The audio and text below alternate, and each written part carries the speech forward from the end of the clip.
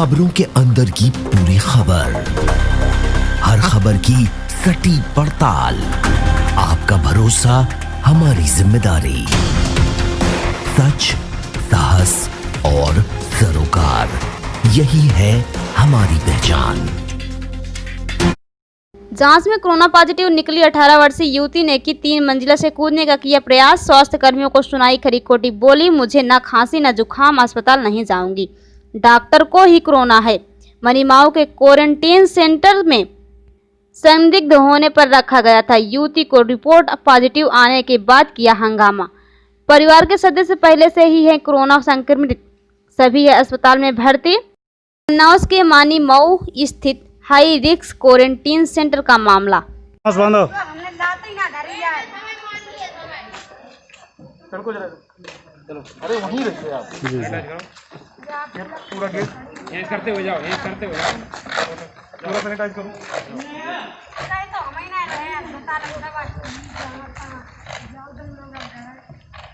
तुम्हारा इलाज हो जाएगा। हमारा इलाज का बीमारी है, पहले जा बताओ। पहले मास्क लगाओ, आती है ना जुकाम है, मास्क लगाओ पहले। मास्क लगाओ। तुम्हें 2 घंटे समझाया जा रहा है, तुम्हारी समझ में नहीं आ रही है बात अभी। इसलिए 2 घंटे तुमको यही बात, एक ही बात समझाई जा रही है। तुम यहाँ नौटंकी कर रही हो।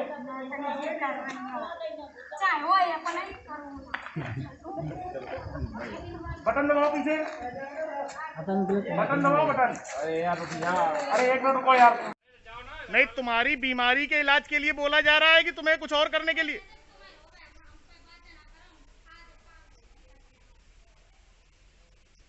नहीं, तुम ऐसे नहीं जाओगी। तुम्हें क्या लग रहा है? तुम यहाँ पे रह रही हो, तुम्हें घर नहीं जाना है? नीचे उतरो, गाड़ी में बैठो, घर जाओ। एक लोग किट पहनो, एक केवल एक किट पहनो। 2 लोग जाना पड़ेगा, एक नहीं, एक किट पहनो। इस गेट से दूर रहिए, इस गेट से दूर। हाँ, क्या कह रही हो तुम? बताओ हमें। आप लोग हटिए, यहाँ से हटिए। यहाँ क्यों खड़े हो? मास्क कहाँ है तुम्हारा? एक सभी लोग पीछे हट जाइए, इनसे दूर रहिए। सब लोग अंदर जाइए अपने रूम में। कोई यहाँ नहीं रहेगा, सब लोग अपने रूम पे जाइए। मानीमऊ के हाई रिस्क क्वारंटीन सेंटर में महिला के द्वारा बवाल किया गया था, क्या मामला था भी अपना? इसमें क्या था कि ये 8 तारीख को ये युवती अपने 3 भाई बहनों के साथ आई हुई थी। तो 8 तारीख से इसको क्वारंटाइन किया गया था। क्वारंटाइन के बाद जब इसकी रिपोर्ट आई है, कल पॉजिटिव आई है, तो इसको कनपटियापुर के सेंटर में भेजने के लिए जब हम लोगों ने इससे कहा, तो इसने तुरंत अपना ड्रामा चालू कर दिया और जाके बालकनी पे चढ़ गई। हम लोगों ने काफ़ी समझाने का प्रयास किया, लेकिन ये बालकनी से नीचे नहीं उतरी। इसने एक शीशा वहाँ पे जो खिड़कियों में लगा हुआ था, वो शीशा तोड़ के उससे मारने के लिए खुद को भी और जो उसको समझाने आ रहा है हम लोगों के ऊपर भी, उसने वही कहा कि हम आप लोगों को भी मार देंगे। अब पॉजिटिव पेशेंट था, इसीलिए सारे आसपास के भी लोगों को हम लोगों ने हटाया वहाँ से कि आप लोग थोड़ा सा दूर रहें। इवन उसके परिवार वालों से भी जब कहा कि आप इसको समझाइए, तो उन्होंने भी समझाया, लेकिन वो परिवार वालों को भी बहुत भद्दी बातें जो मैं बोल नहीं सकता हूँ, इस तरह से उसने उनको भी कहा। फिर वो गेट की तरफ भागी, जहाँ गेट से बाहर निकलने को था। फिर क्या था कि जब प्यार की भाषा समझ में नहीं आई तो मुझे चिल्लाना पड़ा।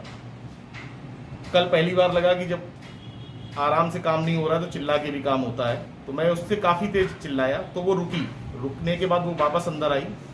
फिर मैंने उसको समझाया, फिर मैंने एक स्टाफ को पीपी किट पहनाई। हालांकि इतना समय नहीं मिल पा रहा था मुझे कि मैं पहन के उसको पकड़ पाता, तो इसीलिए मैंने एक स्टाफ को अंदर भेजा।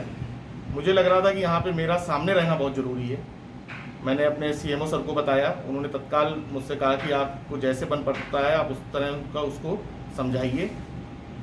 उसके बाद फिर करीब ये चला है लगभग 1.5 घंटे वो कहीं इधर भाग रही थी, कहीं वो हाथ में काटने की कोशिश करने के लिए, मतलब डरा रही थी हम लोगों को, वापस हम लोगों की तरफ भी आ रही थी। और मुझसे तो काफ़ी उसने बहस की। हालांकि वीडियोस मैंने बनाए हैं, वो वीडियोस इसलिए बनाए हैं कि कुछ भी अगर मिस हैपनिंग होती है तो कम से कम मेरे पास एक सबूत रहे कि हम लोग पूरी कोशिश कर रहे थे, और वो क्या कर रही थी वो सारे उस वीडियो में था। लेकिन बालकनी से कूदने का प्रयास कर रही थी क्या नीचे? हाँ, बालकनी में पैर लटका के बैठ गई और कहा या तो मैं नहीं रहूँगी और फंसोगे आप लोग। तो मैंने उससे पूछा भी भाई हम लोग कैसे फंसेंगे, कहा कि आप लोग मुझे भेज रहे हो। तो मैंने कहा कि जो बीमारी आपके अंदर है आप उससे कहाँ भाग के जाओगी, 4 और लोगों को इन्फेक्ट करोगी। इससे अच्छा है आप निकल चली जाएं। उसके घर वाले भी समझा रहे थे लेकिन उसने समझने के लिए बिल्कुल भी तैयार नहीं थी। कहीं इधर उधर थूकना, कहीं इधर उधर छूना, सारे गेट एम्बुलेंस के आसपास, मास्क नहीं लगाना, फेंक देना। खुद मुझसे कह रही थी कि आप लोग को कोरोना है, मुझे कोरोना नहीं है, आप लोग मुझे परेशान कर रहे हो। तो ये सारा प्रकरण था। खैर 2 घंटे की मेहनत के बाद सुलझा। वो बैठी एम्बुलेंस में और उसको कनपटिया को शिफ्ट किया गया।